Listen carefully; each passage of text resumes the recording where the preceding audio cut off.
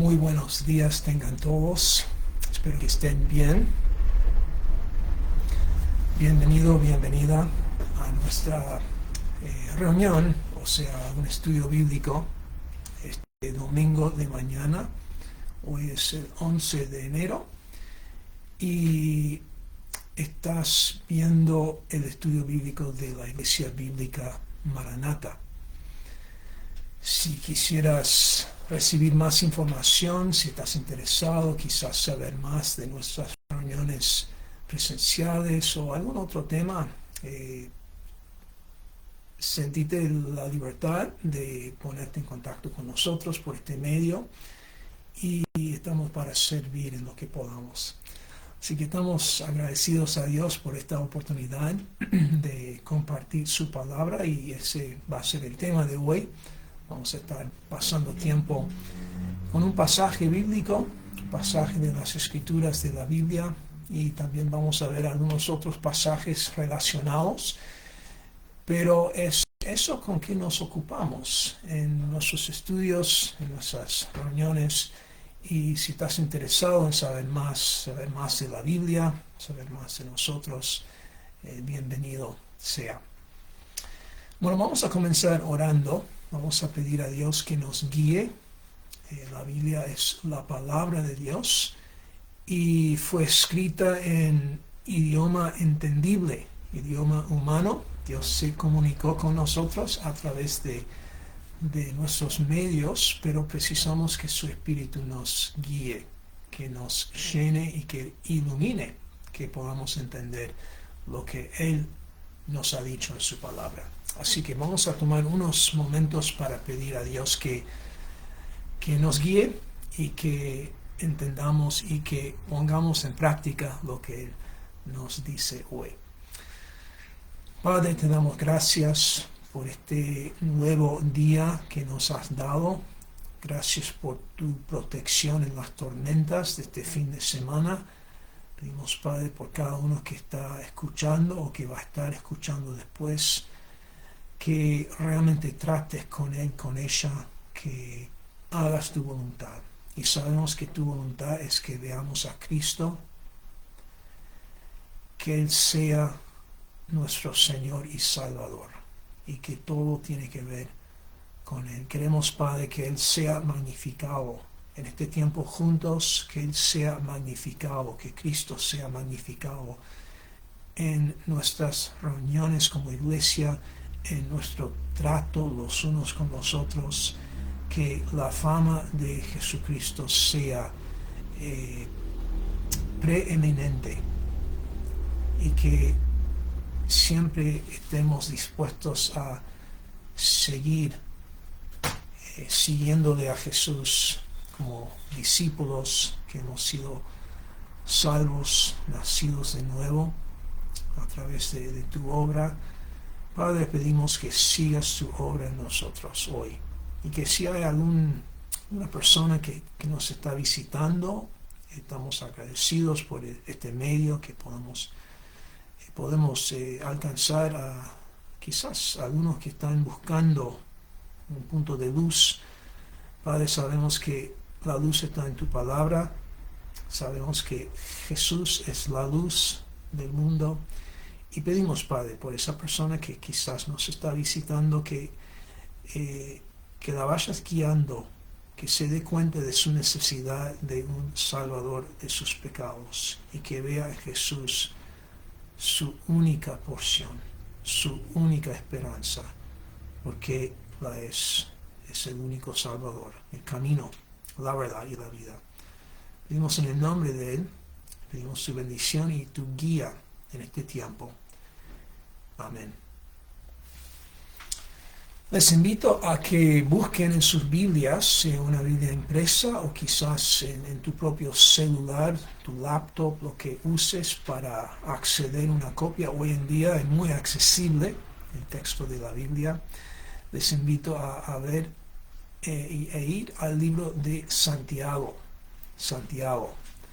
Se trata de un libro del Nuevo Testamento, en la segunda parte de la Biblia.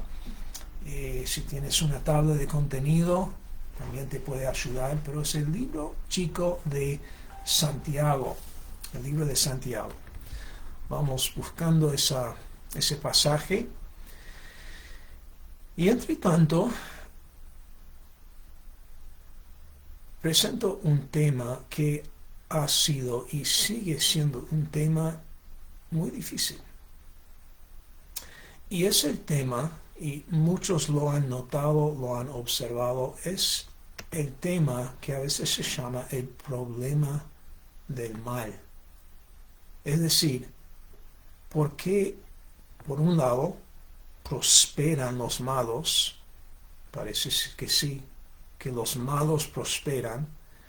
Y por otro lado, ¿por qué es que parece que los justos sufren? ¿Entienden la pregunta? Quizás la has tenido. Muchos lo han preguntado.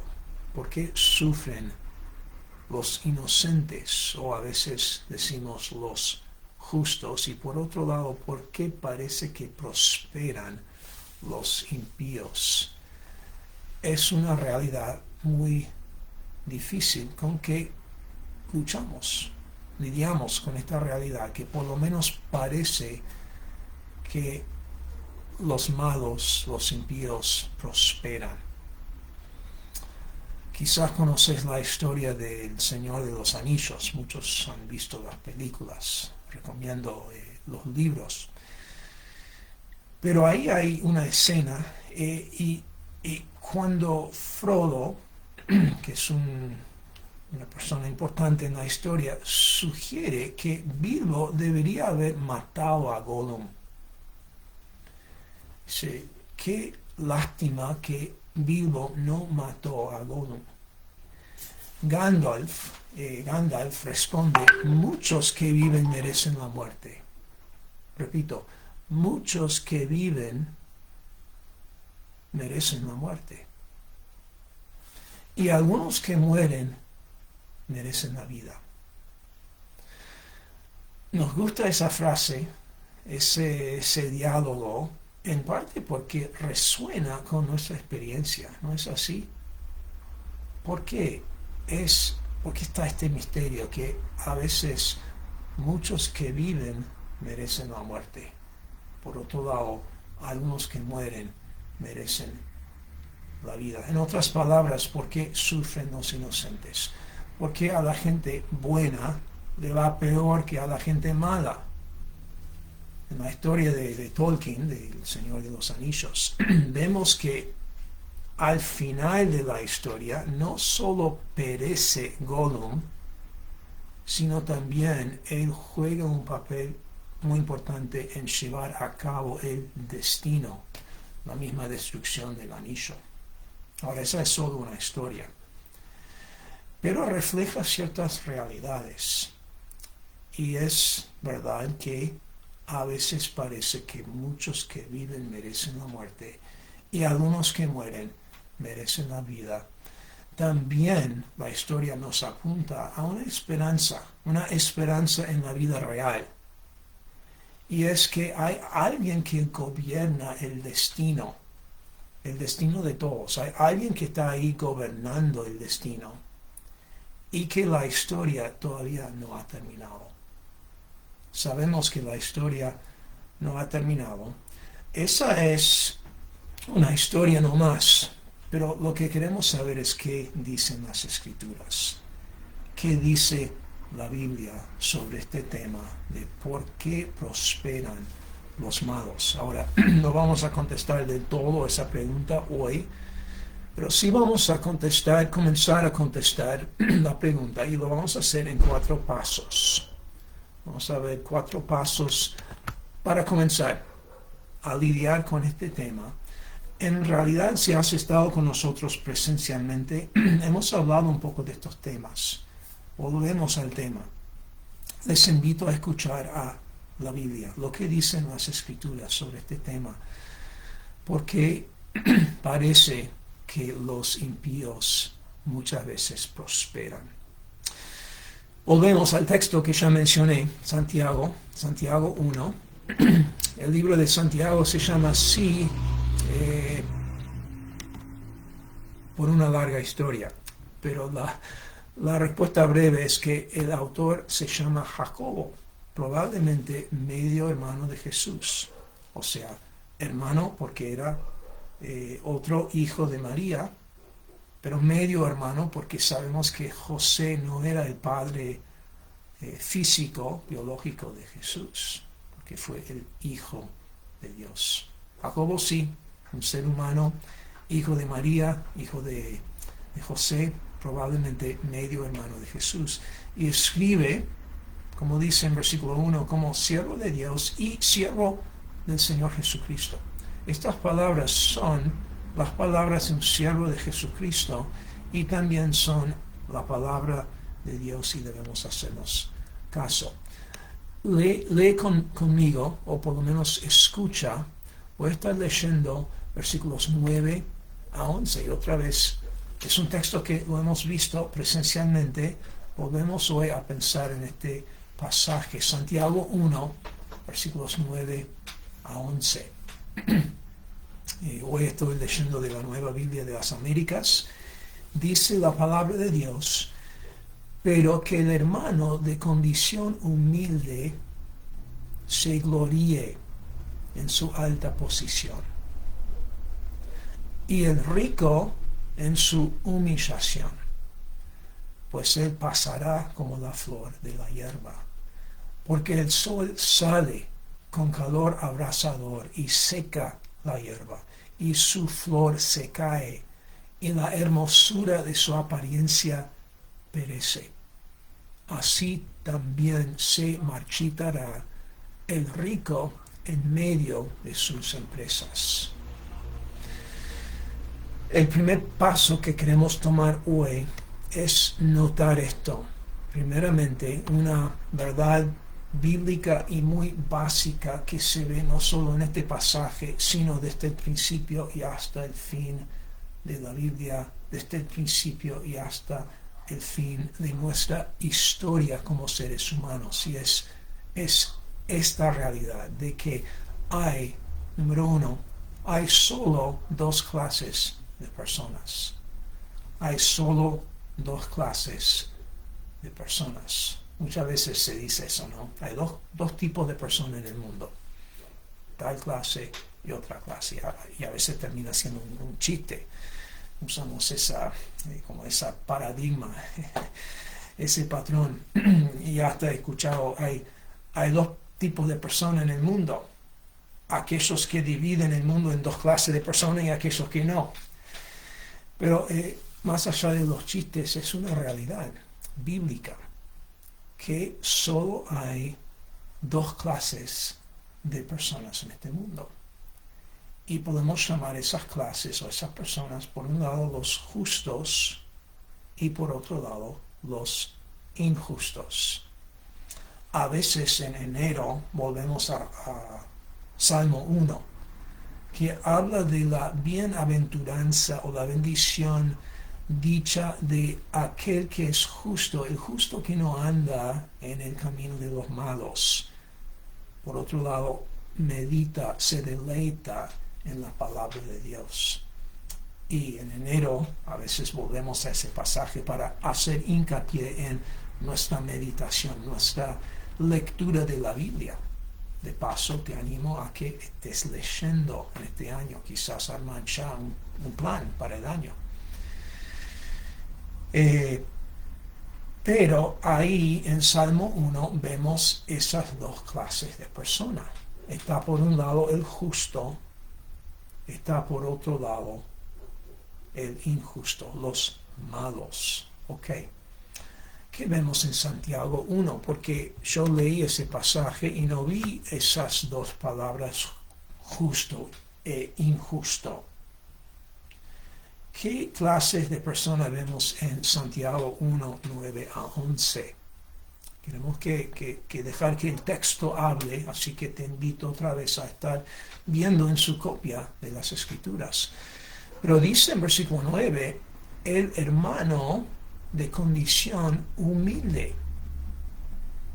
En primer lugar habla de esa persona, ese tipo de persona. El hermano de condición humilde debe hacer tal cosa. Después, versículo 10, otra clase de persona, y en versículo 10 se llama el rico, que debe actuar de cierta manera. Así que, versículo 9, el hermano de condición humilde, versículo 10, el rico.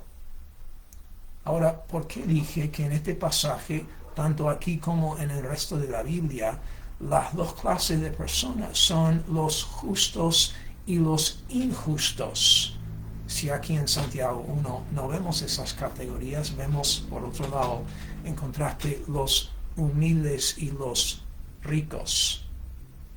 Ahora, como hemos visto en otro momento, este pasaje tiene un trasfondo y tiene que ver con lo que planteamos al principio de este tiempo juntos, esta pregunta de por qué es que los impíos prosperan.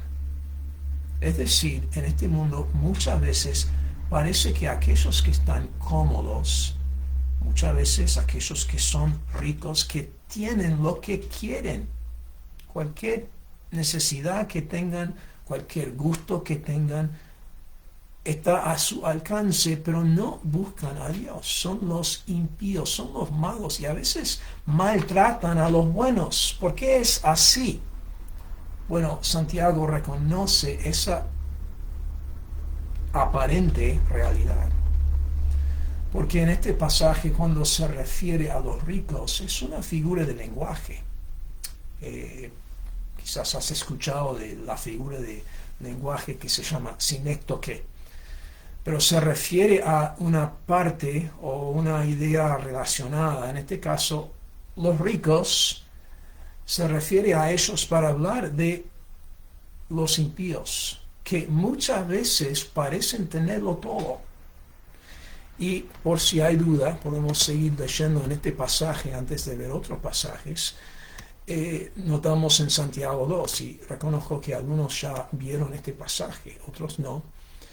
Pero noten versículo 5. Estamos en el mismo libro, Santiago 2, capítulo 2, versículo 5. Hermanos míos amados, escuchen. ¿No escogió Dios a los pobres este mundo para ser ricos en fe y herederos del reino que Él prometió a los que lo aman? Pero ustedes han despreciado al pobre. Ahora, escuchen lo que quiero que veamos en este pasaje. ¿No son los ricos los que los oprimen y personalmente los arrastran a los tribunales? ¿No blasfeman ellos el buen nombre por el cual ustedes han sido llamados? Ok.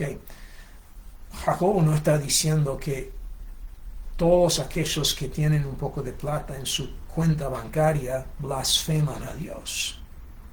Por otro lado, y esto si nos ponemos a pensar bien lo sabemos, tampoco no es que todos los pobres aman a Dios. Tampoco no es así. Pero está reconociendo esta aparente realidad de que muchas veces los impíos lo tienen todo. Y estos hermanos en este contexto estaban experimentando eso, que los ricos que no amaban a Dios, blasfemaban incluso al nombre de Cristo, estaban oprimiendo a los cristianos, que en muchos casos eran, económicamente hablando, pobres. Podemos seguir leyendo en el mismo libro, y esta vez en capítulo 5, lidiando con esta pregunta. ¿Por qué en Santiago los justos e injustos se llaman los humildes y los ricos? Por lo menos en ciertos lados. Versículo 1, Santiago 5:1. Oigan ahora, ricos, lloren y aúllen por las miserias que vienen sobre ustedes. Ahora, hay otros pasajes que aclaran que simplemente disfrutar de una bendición física, económica de Dios no implica que estás en pecado. Pero está lidiando en generalidades, y el hecho de que a veces aquellos que deben estar bendiciendo, alabando a Dios por sus bendiciones, al contrario, no lo están haciendo. Están disfrutando de las bendiciones de Dios, son ricos, pero no están reconociendo a Dios. Y en Santiago 5 vemos que deben llorar porque vienen miserias sobre ellos. Versículo 2, sus riquezas se han podrido y sus ropas están comidas de polilla. Su oro y su plata se han oxidado. Su herrumbre será un testigo contra ustedes y consumirá su carne como fuego en los últimos días que han acumulado tesoros. Y sigue hablando. Podemos pasar y notar que si estamos buscando en las riquezas una solución final, una satisfacción sólida en este mundo, en esta vida, no está ahí. Porque si rechazamos a Dios y buscamos las riquezas, hay un fin de la historia. Ahora no me refiero a una novela, a una serie. Estoy hablando de la historia de la realidad, que hay un fin. Hay un día final. Como dice acá, los últimos días se acercan. Mucho se va a ver. Ok, vimos estos pasajes en Santiago para aclarar que cuando habla de los humildes, el hermano de humilde condición en Santiago 1, versículo 9, está hablando de los cristianos, los justos. Y por otro lado, el rico es aquel que ignora a Dios, pone su confianza en sus riquezas y parece prosperar. Volvemos a la pregunta, ¿por qué es así? ¿Por qué parece que son ellos los aparentemente ricos y cómodos en este mundo que prosperan? Bueno, vimos como primer paso que solo hay dos clases de personas, los justos y los injustos. Ya lo notamos desde el principio. ¿Cómo es que estamos contestando la pregunta notando eso? Bueno, es necesario que comencemos ahí. Solo hay dos clases de personas. O sos justo o sos injusto. No hay intermedio. Ok, vemos ahora parte del trasfondo que mencioné, que es el Salmo 37. Y pasamos al segundo paso. Mientras van buscando Salmo 37, y ahora los salmos están en el medio de la Biblia, digo para aquellos que quizás nos visitan y no están muy familiarizados con la Biblia, los salmos están en el medio, están en el Antiguo Testamento. Es un libro grande, son 150 salmos, son poesía, son himnos. Y en Salmo 37 vemos parte del trasfondo de Santiago 1. Primer paso, notamos que solo hay dos personas, dos clases de personas en este mundo. Vamos a ver esas dos clases en Salmo 37. Pero también lo que vamos a ver cuando comenzamos a leer este salmo es que hay un destino para los injustos. Dos clases de personas, justos e injustos. Y para los injustos hay un destino. ¿Cuál es? Bueno, vemos en Salmo 37. Comenzamos. No te irrites a causa de los malhechores. No tengas envidia. ¿Por qué no? Bueno, se da por sentado que los malhechores tienen algo. Y somos tentados a envidiar a ellos o a ese algo. No tengas envidia de los que practican la iniquidad. ¿Por qué no? Versículo 2. Porque como la hierba pronto se secarán y se marchitarán como la hierba verde. Ahora sabemos que eso en un sentido se puede decir de todos, que nuestras vidas son breves. Nuestras vidas son como el soplo, aliento, son como esas hierbas y flores que se secan enseguida cuando sale el sol de verano. Y la Biblia lo dice, y lo dice de todos, o sea, toda carne es como la hierba.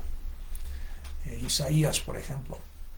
Pero en este caso, Está hablando de los malhechores, está hablando de los que practican la iniquidad, está hablando de los injustos, los impíos, y dice, como la hierba pronto, ellos se secarán y se marchitarán ellos como la hierba verde. Es exactamente lo que vimos en Santiago 1, que los ricos tienen ese destino.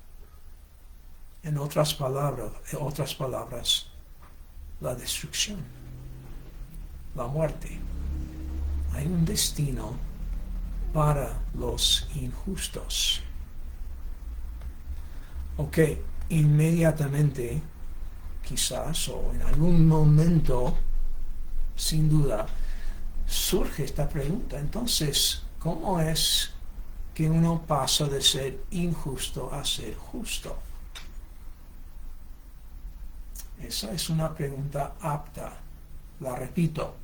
¿Cómo es que uno pasa de ser injusto a ser justo? La pregunta más básica es ¿dónde comenzamos?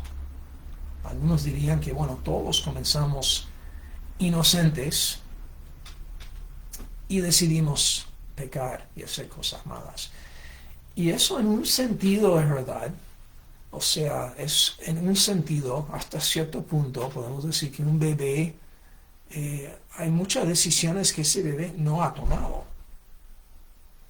Pero si comenzamos a ver lo que enseña la Biblia, nos damos cuenta de que todos, desde el comienzo, desde no solo nuestro nacimiento, sino nuestra concepción, tenemos un problema.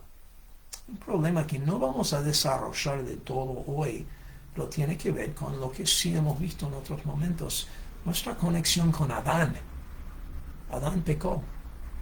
Y él, como nuestro representante, nos implicó en su pecado y nacimos ya conectados con el primer hombre, nuestro padre, Adán. Y si no estamos dispuestos a creer que, bueno, soy culpable por lo que hizo Adán, en realidad, si somos honestos, sabemos que desde nuestro nacimiento y hasta hoy, si bien se suele decir, no, nunca maté a nadie o nunca hago cosas muy malas, la realidad es que hemos elegido a otras opciones que no son Dios. Hemos buscado nuestra satisfacción en otras cosas, quizás no en las riquezas, sino en otras cosas. Quizás mi ídolo no es la plata. Mi ídolo puede ser una vida tranquila. Yo quiero vivir tranquilo. No está mal. No está mal. Pero puedo buscar esa vida tranquila en vez de encontrar en Dios mismo mi satisfacción. Otros buscan placer o adquirir cosas. Uno dijo, no quiero mucha plata, solo quiero la plata suficiente para comprar lo que quiero tener. Bueno, estás buscando la plata. Pero cada uno tenemos esa tendencia de buscar a otra cosa que no es Dios. Y desde el principio de nuestras vidas pecamos. Estamos ya en la categoría de los injustos. Incluso la Biblia lo repite cuando dice no hay justo, ni aun uno. Romanos 3, búscalo. Romanos 3:10, no hay justo ni aun uno. Así que, si hay dos categorías de personas, como vimos, primer paso, segundo paso, los injustos tienen un destino que es ser cortado, es ser quemado por el sol, es la destrucción. Entonces queremos lidiar con mucho cuidado y mucha cautela. Esta tercera pregunta, este tercer paso, ¿cómo es que yo puedo salir de esa categoría de injusto y llegar a ser justo? Algunos dirían, bueno, comienzo a ser justo, comienzo a hacer las cosas buenas, a hacer las cosas bien. para que en algún momento cuando llego a ese día final de que hablamos, quizás mis buenas obras serán más pesadas, si pensamos en una balanza, tendrán más peso que mis malas acciones. Y algunos quizás piensan así. Yo sé que no soy perfecto, pero voy a hacer lo bueno. Voy a hacer lo mejor que pueda. Cuando llego al día final, Dios va a decir que, bueno, no eras perfecto, pero hiciste muchas buenas cosas y estás bien, vas a estar bien conmigo. A veces la gente puede pensar así. Pero si te pones a leer la Biblia y notaste que estamos tomando la Biblia como nuestro punto de partida, nuestra norma, nuestra regla, ¿qué dice la Biblia? Bueno, no solo que nacimos en pecado, nacimos ya injustos, sino también que es imposible ganar la justicia a través de nuestras propias obras. No se puede hacer. Y si nos ponemos a pensar, tiene lógica que no. Si Dios es completamente santo y si hemos pecado contra Él, y si Él, nuestro juez, es perfectamente santo, perfectamente justo, no puede perdonar aún el pecado mínimo, así nomás, si es justo. Hay una pena, hay una consecuencia. El pago del pecado es la muerte. No se puede ganar la vida eterna tratando de hacer mejor, tratando de reformarme. Quedan los pecados, queda el problema de mi pecaminosidad. ¿Cómo es que yo puedo, cómo es que tú puedes pasar de ser injusto a ser justo? Bueno, explico, y no es lo que yo digo que importa, pero lo que dice la Biblia. No vamos a ver todos los pasajes, pero quizás vayan anotándote lo que dice y busca en la Biblia. Aprovecha de Google, busca estos pasajes. No solo dice la Biblia que no hay justo y que otro pasaje que no mencionamos hoy, pero 1 Corintios 6 dice que los injustos no heredarán el reino de Dios. Los injustos no heredarán el reino de Dios. Pero también habla de una excepción. Incluso ese justo que vimos en Salmo 1 ya va apuntando hacia el justo. Un justo, un hombre justo que iba a venir y que desde nuestra perspectiva ya vino. Me refiero a Jesús. El justo. Se puede llamar el justo porque nunca cometió pecado. Nunca tuvo una mala actitud en contra de sus padres, o sus profesores, o sus líderes. Nunca dijo nada que no agradaba a Dios. Y es más, no es solo que evitó pecar, es decir, evitó hacer cosas malas, pero siempre cumplió la voluntad de su Padre. Siempre hizo lo que debe haber hecho. Fue y es el único ser humano justo que jamás vivió. Y era ser humano, como tú, como yo. Fue el Hijo de Dios. Fue Dios y a la misma vez se hizo hombre y vivió como hombre y el único hombre perfecto que se puede llamar el justo. Era ese cordero sin mancha que vivió sin mancharse, sin pecado, para que él, no teniendo ninguna culpa propia, no mereciendo esa muerte que merecen todos los injustos, él pudo ser el sacrificio que murió en el lugar de los injustos.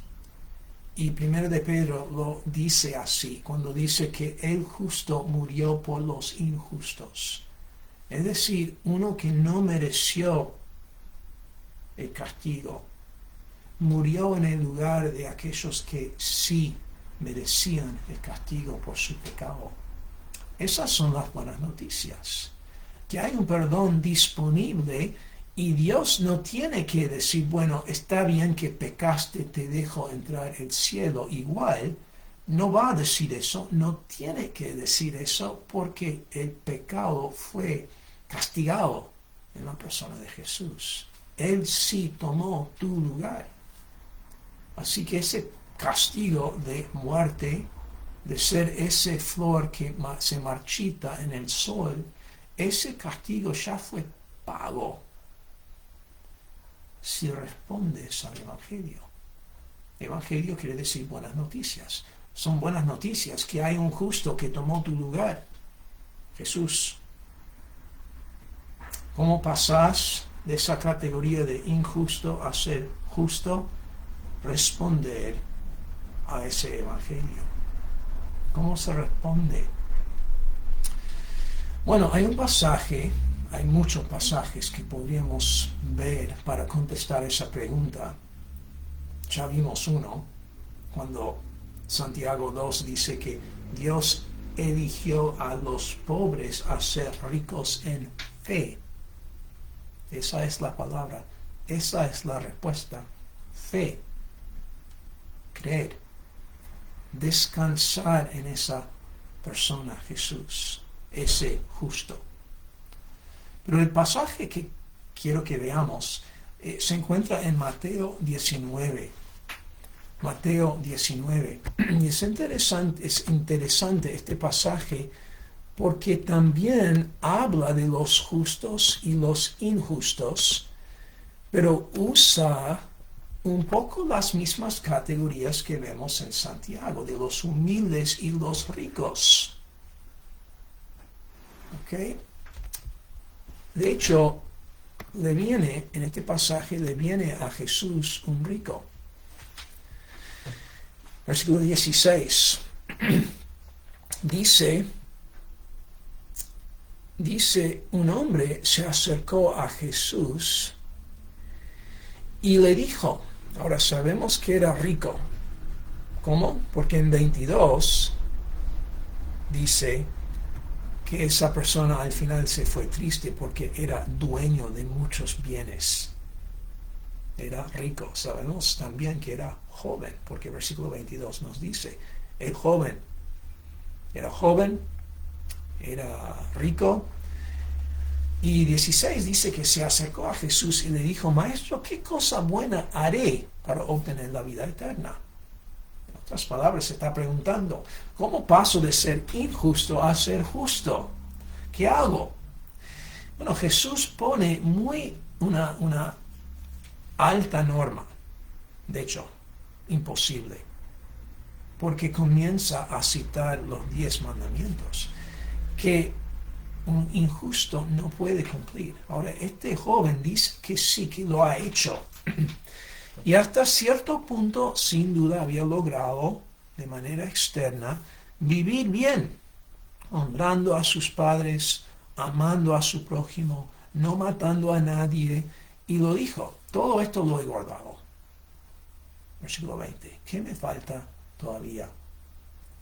Ahora, externamente se veía bien. Y muchos están conformes con eso. Si hago lo bien, si me porto bien, me veo bien, Dios me va a perdonar y además la gente va a pensar bien de mí. Bueno, Jesús sabe que hay un problema en el corazón. Y Él va a la raíz del problema. Versículo 21, Jesús le respondió, si quieres ser perfecto, ve y vende lo que posees y da a los pobres y tendrás tesoro en los cielos. Decir eso a un rico, ¿quién pudiera? ¿Quién podría hacer eso? ¿Vos lo harías? Bueno, anoche dormimos en una cama que no hemos vendido para dar a los pobres. Calculo que dormimos bajo un techo que no lo hemos vendido para darlo a los pobres. ¿Qué está diciendo Jesús? Que debemos vender la casa, la cama, vender todo, vivir en la calle porque hemos regalado todo a los pobres. Lo que está diciendo Jesús es lo que dice cuando no solo toca ese ídolo del rico joven, pero también dice, ven, sé mi discípulo. Sé mi discípulo. En otras palabras, seguirme a mí.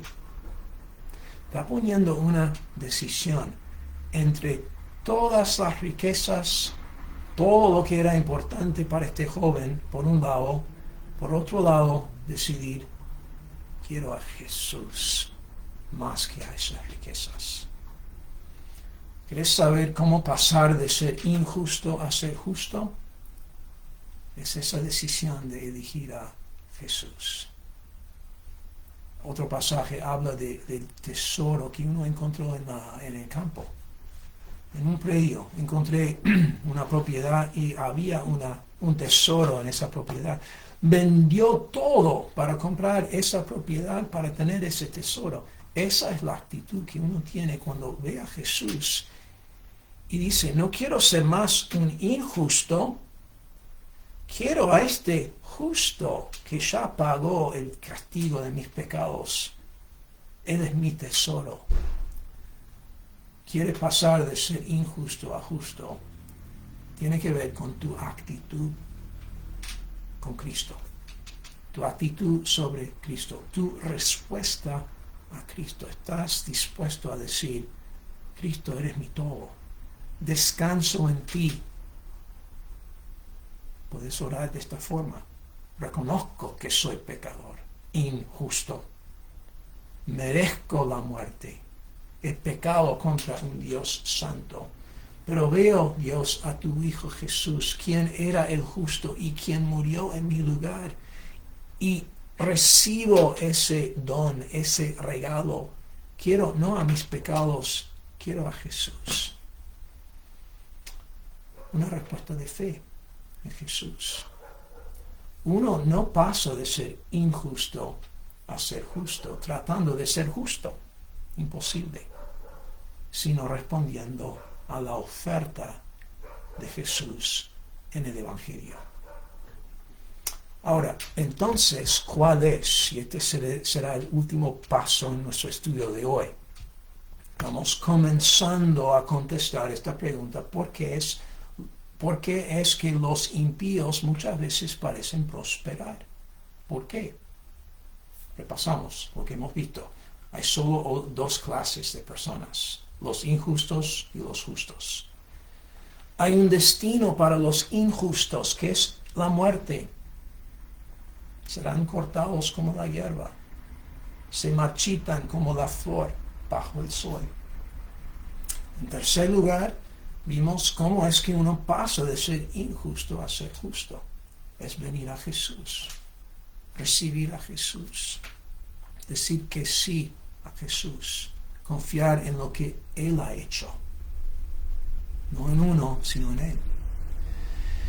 Entonces, en cuarto lugar, ¿cuál es el destino para los que así son justos? Si son justos porque Dios acredita la justicia a su cuenta, no su propia justicia, sino la justicia de Dios. La Biblia dice, la justicia de Cristo mismo. Uno ahora llega a ser justo en los ojos de Dios. ¿Y cuál es el destino de esa persona? De ese cristiano. ¿Cuál es el destino? Bueno, no sé si estás ahora en Salmo 37 o estás viendo Santiago 1, pero ¿te acuerdas lo que dice Santiago 1? Que el hermano de humilde condición, y en un sentido, o sea, podemos decir que no hay cristiano rico. ¿Por qué no? Porque ha hecho lo que Jesús dijo en Mateo 19. Ha dejado todo. Ha dejado todo. No queda nada más. Ese hermano de humilde condición debe gloriarse, Santiago 1:9, gloríese en su alta posición, en su exaltación. Exaltado, si es humilde, si no tiene nada. Exaltado, sí. Exaltado porque tiene ese tesoro, y eso es lo más importante, tiene a Jesús. Pero noten esa palabra, su exaltación. Gloríese. El rico debe tomar en serio su fin. Bueno, nosotros, los cristianos, aunque seamos de humilde condición, que tomemos en serio y hasta nos gloriémonos en nuestra exaltación, como dice Santiago. Ahora, quiero ver también, volver a Salmo 37. Esa exaltación, ¿cuál es? Y esto va a afectar, si dejamos que afecte nuestra manera de pensar, realmente va a cambiar nuestra vida esta semana. Porque si bien ayer entró agua en la casa, quizás estás con 1000 problemas económicos, no sabes cómo vas a pagar, a veces esos son problemas de malas decisiones, pero a veces es la vida misma que nos pega, nos pega duro. Pero saber esto nos va a ayudar, especialmente cuando vemos a gente que no buscan a Dios y están bien, están cómodos. Bueno, Salmo 37, ¿qué dice? Versículo 3, confía en Jehová y hace el bien, habita en la tierra, cultiva la fidelidad. Noten que habla de la tierra. Bajamos a otro versículo en el mismo Salmo.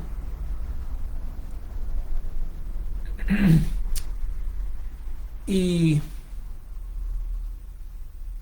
noten versículo 20, que dice otra vez, los impíos perecerán, los enemigos de Jehová serán como las flores de los prados, la misma verdad que hemos visto, desaparecen, se desvanecen como el humo. Pero ¿qué más dice de nuestra exaltación? Santiago usa esa palabra, Salmo 37. Si seguimos bajando, vemos que en versículo 29, los justos poseerán la tierra. Dos clases de personas, injustos y justos. Si has pasado a esa categoría de justos, estás leyendo un versículo que tiene que ver contigo. Los justos poseerán la tierra y para siempre morarán en ella. Ahora, yo entiendo que está hablando a los judíos que tenían esa promesa de heredar una tierra física, específica. Pero cuando llegamos a Mateo 5, Nuevo Testamento, Jesús dice, Mateo 5, que son los mansos que heredan no solo una tierra limitada, sino los mansos heredan la tierra, el mundo. ¿Cuál es el destino del justo? ¿Cuál es el destino del humilde que se ha humillado ante los pies de Cristo? Hereda la tierra. Vamos a decir, hereda todo. Es lo que dijo Jesús. Si estás en Mateo, volvemos a Mateo 19, donde estuvimos. Mateo 19. Jesús dice, es más difícil que un camello pase por un, ¿cómo es? Voy a leerlo. Versículo 23. Es difícil, dice acá, que un rico entre en el reino de los cielos. En otro lado, habla de un camello que pasa por eso, ese agudo ¿cómo es? No me sale la palabra. Pero no puede pasar, imposible. El punto es que es imposible que un camello pase por un espacio tan chico, tan limitado. Ahora, lo que para el hombre es imposible, es posible para Dios. Y es lo que dice Jesús cuando los discípulos, llenos de asombro, dicen, entonces, ¿quién podrá salvarse? Para los hombres es imposible, para Dios todo es posible. Pedro dice, estamos pensando en cuál es el resultado, cuál es el destino de los justos. Pedro dice, mira, nosotros lo hemos dejado todo y te hemos seguido. ¿Qué pues recibiremos? Jesús les dijo, recuerden lo que dijo en Mateo 5, los mansos heredan la tierra. Salmo 37, los justos heredan la tierra. En verdad, Mateo 19, 28, en verdad les digo que ustedes que me han seguido en la regeneración, cuando el Hijo del Hombre se siente en el trono de su gloria, ustedes se sentarán también sobre 12 tronos. Van a reinar para juzgar a las 12 tribus de Israel. Y todo aquel, versículo 29, todo aquel que haya dejado casas, o hermanos, o hermanas, o padre, o madre, o hijos, o tierras por mi nombre, pausamos, dijimos que en un sentido no hay cristiano rico porque ha dejado todo por Cristo. Y a veces esa pérdida duele. Quizás incluso has perdido relaciones familiares a causa del Evangelio, a causa de hacer lo correcto. Has perdido una madre, un padre, hermanos y hasta tierras. ¿Qué recibirás? Todo aquel, dice, que haya dejado todo por mi nombre, recibirá 100 veces más. ¿Cuándo? Ahora. Ahora. Eres toda la familia de Dios. En un principio, en un sentido real, ya eres dueño de todo. Porque Cristo es el heredero. Tendrás en esta vida, y podemos leer un pasaje paralelo en Marcos 10, que también agrega, rellena lo que dijo Jesús. Recibirá ahora 100 veces más. Y en el mundo que viene, en esos días finales, heredará la vida eterna. Pero muchos primeros serán últimos. Pero muchos primeros serán últimos. Y los últimos primeros. Es decir, el destino del justo es, en un sentido real, ya tenemos todo. Pero todavía no. Y en el futuro tendremos la vida eterna y también reinaremos. ¿Cómo se va a ver eso? Bueno, 3 pasajes más y terminamos, pero estamos viendo cuál es el destino del justo. Aunque parezca que no tiene nada, aunque parezca que el rico prospera, en realidad, ¿cuál es el destino del justo? Apocalipsis 5. Apocalipsis 5.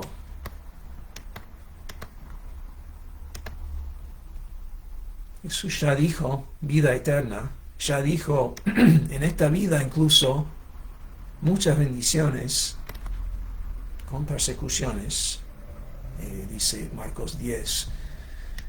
Pero, ¿qué dice ahora Apocalipsis 5? Apocalipsis 5. Versículo 9. Cantaban un cántico nuevo diciendo, digno eres de tomar el libro, cantando al Cordero, cantando a Jesús, digno eres de tomar el libro y de abrir sus sellos, porque tú fuiste inmolado y con tu sangre compraste para Dios a gente de toda tribu, lengua, pueblo y nación, y los has hecho un reino de sacerdotes para nuestro Dios. ¿Y cuál será el resultado de ellos? Despreciados en esta vida, pobres, humildes, no reconocidos en este mundo, en este momento. ¿Qué será el resultado? Apocalipsis 5:10, reinarán sobre la tierra. No solo van a heredar la tierra, pero van a ser los reyes. Vicerreyes bajo Jesús, reinarán sobre la tierra. Ahora todavía no hemos llegado a ese punto. No soy el rey de mi vecino, pero hay un futuro. ¿Y cómo se va a ver? Apocalipsis 20. Ahora, cuando pensamos en ese futuro, pensamos en realidad dos aspectos. En primer lugar, pasa esto, Apocalipsis 20. Jesús vuelve, y no estamos hablando de toda la cronología de qué va a pasar y cuándo, pero esto sí va a pasar. Vi entonces, Apocalipsis 20, vi entonces a un ángel que descendía del cielo con la llave del abismo y una gran cadena en su mano. El ángel prendió al dragón, la serpiente antigua, que es el diablo y Satanás. ¿Te acordás de ese serpiente que estaba en el huerto? Jesús dijo que el descendiente de la mujer va a acabar con ese serpiente. Y aquí está pasando. Ese dragón, la serpiente, va a ser primero atado por 1000 años. Un periodo de 1000 años. Y según mi entendimiento de las Escrituras, podemos esperar un reino de 1000 años. Estamos viendo hacia el futuro y la consumación de todo. Y se va a ver así. Apocalipsis 20. 1000 años en la tierra reinaremos. ¿Cómo sabemos que vamos a reinar? Versículo 6. Bienaventurado y santo es el que tiene parte en la primera resurrección. La muerte segunda no tiene poder sobre estos, sino que serán sacerdotes de Dios y de Cristo. Apocalipsis 5 dijo que reinarán sobre la tierra. Ahora estamos leyendo, reinarán con él por 1000 años. Un periodo de tiempo, lo que se llama el milenio, reinaremos. Pero es más, no termina ahí. Si seguimos leyendo capítulo 21, habla entonces de lo que se llama el cielo nuevo y una tierra nueva. ¿Qué será nuestro rol en la tierra nueva por la eternidad? El primer cielo, la primera tierra pasaron, dice, versículo 1. Bajamos a capítulo 22. ¿Qué vamos a estar haciendo por la eternidad? Había muchas respuestas. Vamos a estar sin duda adorando a Dios, disfrutando de la presencia de Cristo. Pero también vemos qué será nuestro destino eterno. Tu destino, si estás en Cristo, si sos cristiano, menospreciado hoy, mañana este es tu destino. Ya no habrá más noche. Versículo 5. No tendrán necesidad de luz de lámpara ni de luz del sol, porque el Señor Dios los iluminará. Y estas palabras para ti, para mí, y reinarán no solo por 1000 años, sino por los siglos de los siglos. ¿Heredarán los mansos la tierra? Sí, y mucho más. Reinarán en la tierra y reinarán en la nueva tierra, y su reino no tendrá fin, porque el rey principal será Jesús. ¿Cuál es el destino del justo? Es muy glorioso. Con razón dice Santiago 1 que el hermano, aunque sea de humilde condición, que se gloríe en su exaltación.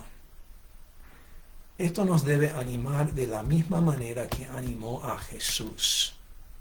¿Te acuerdas qué dice Hebreos 12? Hebreos 12. Puestos los ojos en Jesús, el autor y consumador de la fe, quien, hablando de Jesús, por el gozo puesto delante de él, soportó la cruz. Él, viendo el gozo que le esperaba, soportó la cruz. Calculo que por la gracia de Dios, lo que experimentamos en esta vida, aunque los malos prosperen y aunque tenga poco, no es nada en comparación con la cruz, y por la gracia de Dios podemos también pensar como pensó Jesús, que por el gozo que hemos visto un poquito de ese gozo que no tendrá fin, reinando por la eternidad con Cristo. Ese gozo nos puede animar a soportar las cosas de hoy. Él soportó la cruz, despreciando la vergüenza, Hebreos 12, y se ha sentado a la diestra del trono de Dios. Consideren, pues, hoy, mañana, en esta realidad de la vida, consideremos, pues, a aquel que soportó tal hostilidad de los pecadores contra él mismo, para que no se cansen, para que no nos cansemos nosotros, ni nos desanimemos en nuestros corazones. Ahí toca tierra. El futuro no es teología meramente, simplemente teología, sino nos debe animar hoy a vivir estos breves años de manera que glorifica a Dios, sabiendo que igual como Jesús esperaba el gozo, también porque estamos en Cristo, esperamos un futuro, un destino muy glorioso. Dos clases de personas, dos destinos. Espero que hayas puesto tu fe en Jesús.